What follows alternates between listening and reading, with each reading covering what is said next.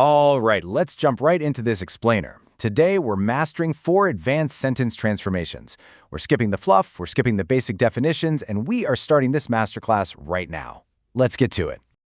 First up, the to versus so, that structure. So, this first transformation, it is absolutely a foundational skill for advanced grammar, so you'll want to pay close attention. The crucial part here is the mechanical rule.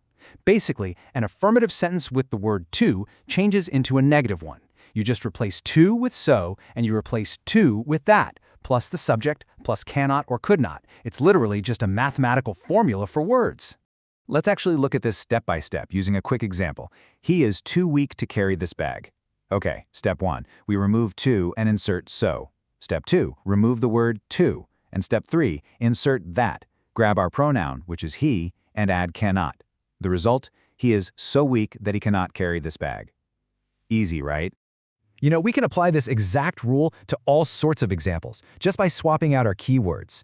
So, the news is too good to be true instantly becomes, the news is so good that it cannot be true. Or, notice how these mangoes turns into the pronoun they in this next one. These mangoes are so cheap that they cannot be good. All right, let's test your understanding with a rapid practice question. The old man is too weak to walk. How would you apply the mechanical steps we just went over to transform that sentence? And here's the solution. The old man is so weak that he cannot walk.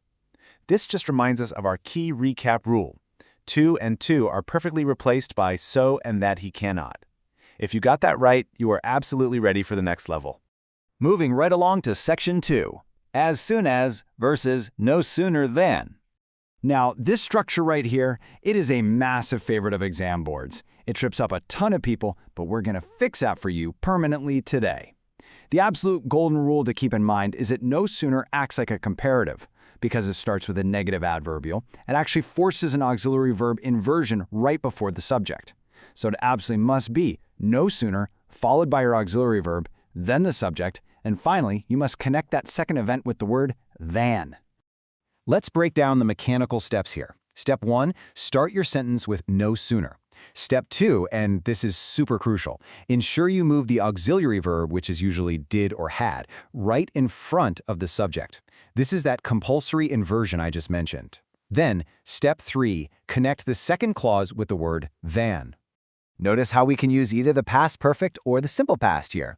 For instance, as soon as he reached the station becomes no sooner had he reached, or as soon as he retired becomes no sooner did he retire. Just a quick note though, when you use did, the verb retire has to go back to its base form. Okay, now consider this classic exam trap, where candidates completely forget that compulsory inversion. No sooner she had realized her blunder than she began to take corrective measures. Now that might sound totally fine at a quick glance, right? But structurally, it's completely flawed. When you compare the two, the error is blatantly clear. She had realized is wrong because there's zero inversion. The inverted had she realized is literally the only valid mathematical formula here. You simply cannot skip the inversion when you start a sentence with a negative phrase like no sooner.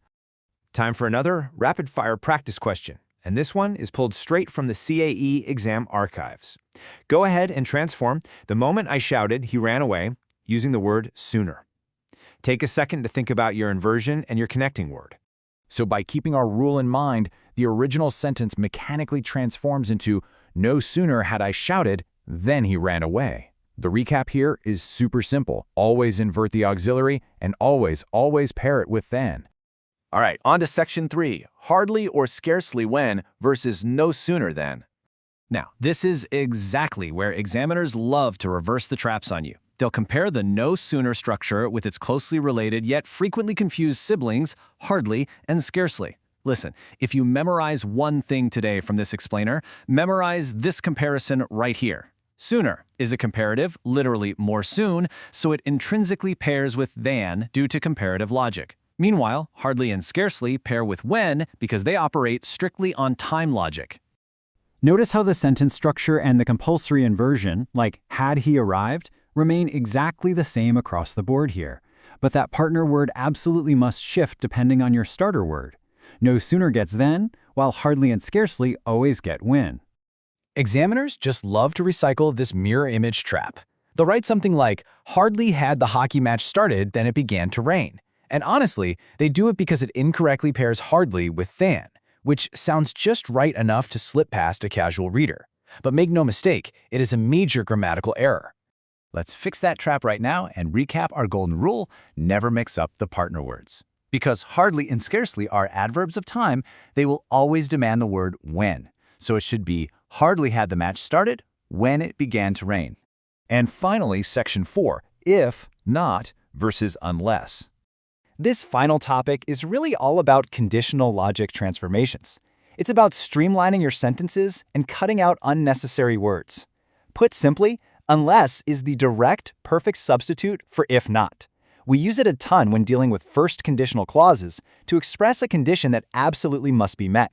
It essentially absorbs the negative meaning of not, which just allows for a much cleaner sentence overall. Converting these is incredibly straightforward. Step 1, you just remove if. Step 2, you remove the negative auxiliary like don't, doesn't, or aren't from the condition clause. And step 3, you insert unless. So something like, if you don't eat healthier, simply becomes, unless you eat healthier. It's that easy. We can actually see this work across varying difficulty levels, cleanly swapping out that negative condition for the beautifully streamlined unless structure. If somebody doesn't invite me, neatly compresses right into unless somebody invites me. It completely removes the clunky word doesn't, and honestly, it just makes your English sound so much more natural and professional. Wow, okay, we have covered a lot of ground today. And as we've seen, grammar transformations are really just mathematical equations for words. If you learn the formulas, you're not going to make mistakes. So I'll leave you with this somewhat provocative thought. What other sentence patterns have you been calculating incorrectly without even realizing it? Keep practicing, keep studying those structures, and I'll catch you in the next explainer.